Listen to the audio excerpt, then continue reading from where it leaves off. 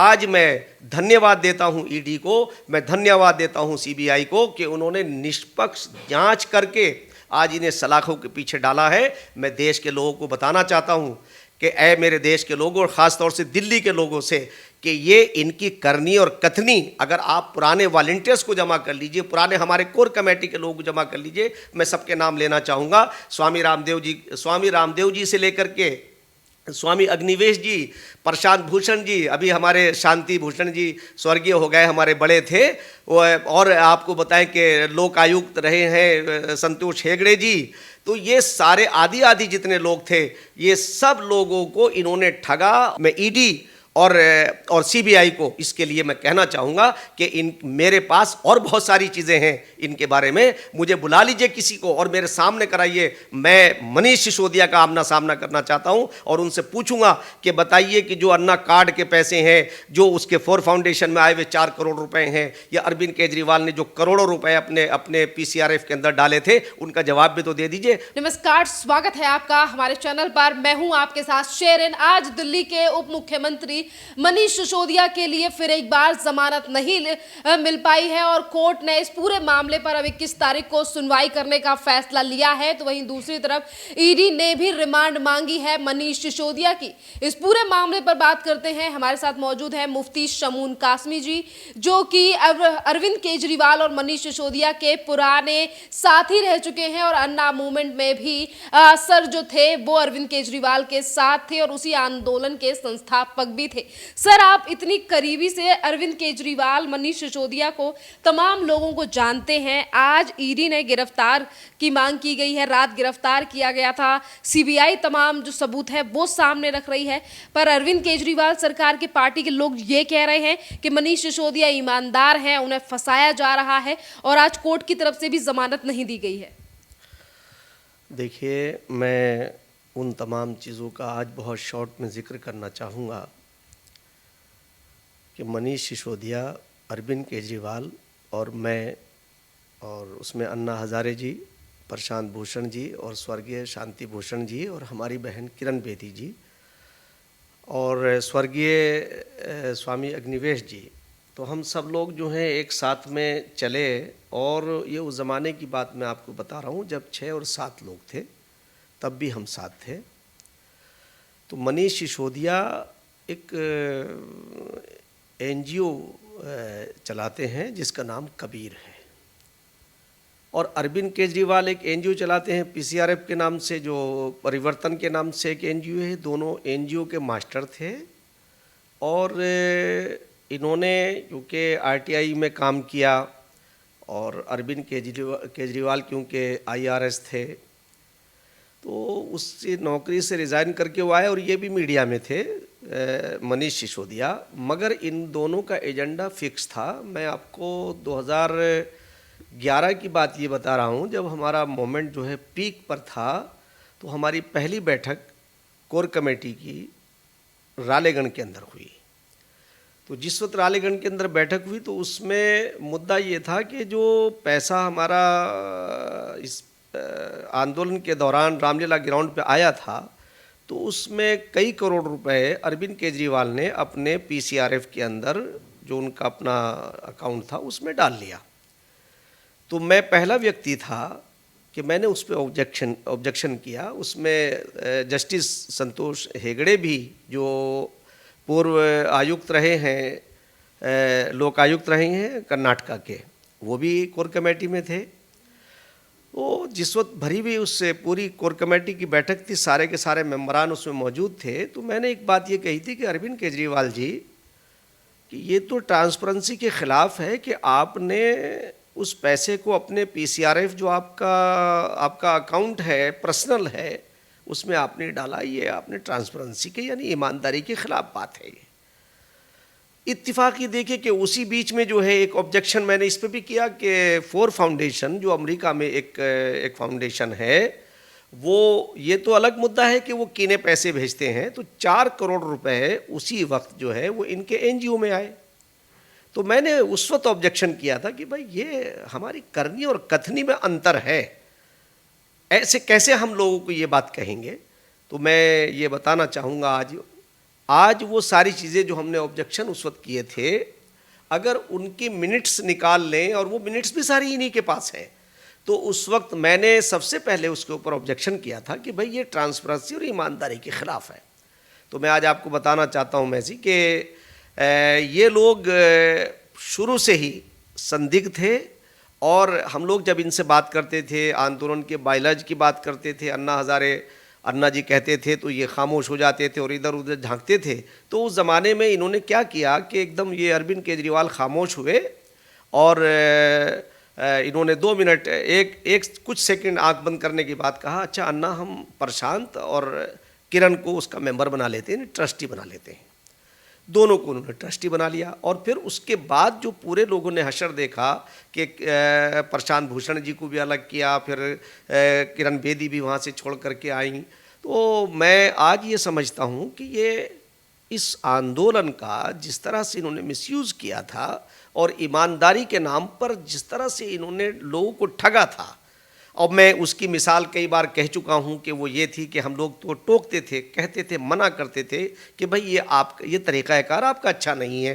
क्या है, जैसे हम लोग जब सफ़र करते थे तो जाहिर बात है कि AC 3rd या AC 2 में जब हम जा रहे हैं तो जाहिर बात है, क्लियर सी बात है कि उनका वेटिंग रूम भी जो है वो AC ही होगा, हर स्टेशन पर होता है। इन्होंने क्या किया, लोगों को भावुक बनाने के लिए और एक ऐसा प्रचार करने के लिए कि अखबार बिछाया और फ़ोटो खिंचवाए और उन्हें इंटरनेट पे डाउनलोड कर दिया, और लोगों में ताकि ये मैसेज आए कि ये देखो कितने सिंपल हैं। फिर उसके बाद ये देखा हमने कि वो ढीली शर्ट, और उसके बाद वो 2 पट्टी के चप्पल। तो आज ये सारे जितने इनके हरबे थे, जितने इनके काम थे, इन्होंने उन सारी चीज़ें वो आज इनके ख़िलाफ़ उल्टा पड़ रही है। आज 4 फाउंडेशन से आया हुआ पैसा, वो सारा रिकॉर्ड मौजूद है, और इनका PCRF के अंदर उस पैसे को डालना जो ईमानदारी के ख़िलाफ़ था। मैं मुफ्ती शमून कासमी, मैं पहला व्यक्ति था कि मैंने उस पर ऑब्जेक्शन किया था कि भाई हमारी करनी और कथनी में अंतर नहीं होना चाहिए। अपने टाइम से अरविंद केजरीवाल और मनीष सिसोदिया के लिए जानते हैं। आज शराब घोटाले में ED और CBI मनीष सिसोदिया की मुश्किलें बढ़ा रही हैं। ED ने तो आज कोर्ट में ये तक कहा है कि दिल्ली में जो शराब घोटाला हुआ है और जो पॉलिसी बनाई गई थी उसमें संजय सिंह का भी नाम है। तो फिर क्यों आम आदमी पार्टी, जिन्होंने खुद आंदोलन की शुरुआत लोकतंत्र पे भरोसा या फिर लोकतंत्र को लेकर की, आज वो क्यों एजेंसियों पे भरोसा नहीं कर रहे हैं? नहीं, मैं वही तो बात कहना चाह रहा हूँ। मैंने इस वाक़ये को इसलिए बताया ताकि इनके बारे में लोग फैसला करें।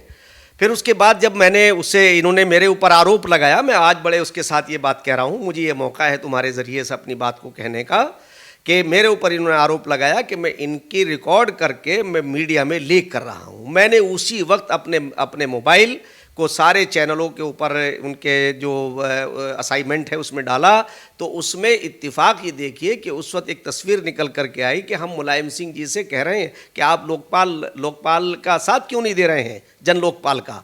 और उस वक्त भी ये इल्ज़ाम तो मुलायम सिंह जी ने जब ये कहा, स्वर्गीय मुलायम सिंह जी ने, कि मैं भाई जितने नॉन कांग्रेसी थे उन्होंने कांग्रेस के ऊपर लांछर लगाया, और कांग्रेस ने काम भी यही किया था कि उन्होंने किसी को चैन से नहीं काम करने दिया। तो मैं आज उसी बात को दोहरा रहा हूं। तो जिस वक्त टाइम्स नाउ के ऊपर हम बैठे थे तो अरविंद केजरीवाल के साथ उनकी एक सहयोगी थी, अब तो वो भाजपा ही में ही आ गई हैं, भारतीय जनता पार्टी में शाजिया मौजूद थी, दोनों थे। तो शाजिया भी मौजूद थी मनीष सिसोदिया के साथ।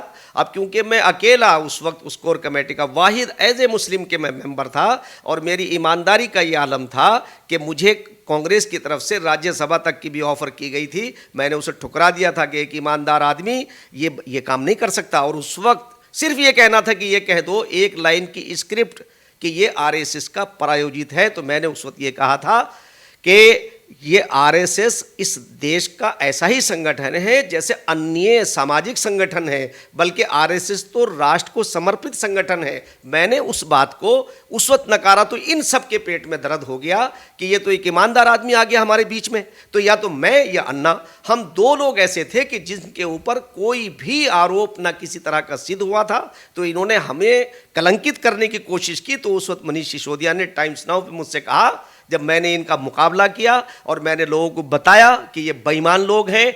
मैं आज मैं धन्यवाद देता हूं ईडी को, मैं धन्यवाद देता हूं सीबीआई को कि उन्होंने निष्पक्ष जांच करके आज इन्हें सलाखों के पीछे डाला है। मैं देश के लोगों को बताना चाहता हूं कि ऐ मेरे देश के लोगों और ख़ास तौर से दिल्ली के लोगों से कि ये इनकी करनी और कथनी, अगर आप पुराने वॉलंटियर्स को जमा कर लीजिए, पुराने हमारे कोर कमेटी के लोगों को जमा कर लीजिए, मैं सबके नाम लेना चाहूँगा, स्वामी रामदेव जी से लेकर के स्वामी अग्निवेश जी, प्रशांत भूषण जी, अभी हमारे शांति भूषण जी स्वर्गीय हो गए, हमारे बड़े थे, और आपको बताएं कि लोक आयुक्त रहे हैं संतोष हेगड़े जी। तो ये सारे आदि जितने लोग थे, ये सब लोगों को इन्होंने ठगा और हमें ये समझते थे, हमें रबर की स्टैंप बनाना चाहते थे। ये हमने इनसे इनकार किया कि जब हम इतनी ईमानदारी के शिखर पे हैं तो हम तुम्हें बेईमानी नहीं करने देंगे। तो मैंने 22 अप्रैल 2012 को उस आंदोलन से जब मैंने रिज़ाइन किया तो ये सारे लोग मेरे पीछे पड़ गए। अन्ना ने भी मेरा हाथ पकड़ा कि नहीं मुफ्ती साहब, आप तो इसकी जान है मीडिया की और हम आपकी ईमानदारी के ऊपर हमें गर्व है। तो मैंने कहा अन्ना, मैं आपके सामने माफ़ी मांगता हूं, मगर मैं ऐसे बेईमानों के साथ ज़्यादा नहीं रह सकता।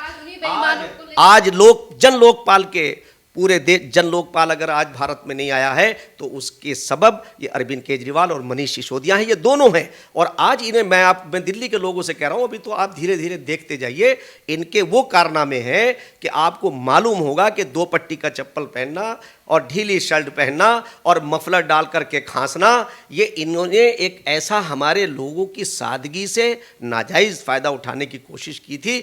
आज वही जब मनीष सिसोदिया ने ये मुझसे कहा कि हम आपको आंकलन करने में गलती कर रहे हैं, हम आज ये कहते हैं कि आपने देश और प्रदेश के लोगों को आंकलन करने में गलती की थी। हमारे लोग और हमारी जो एजेंसियां हैं वो बेईमान नहीं हो सकती।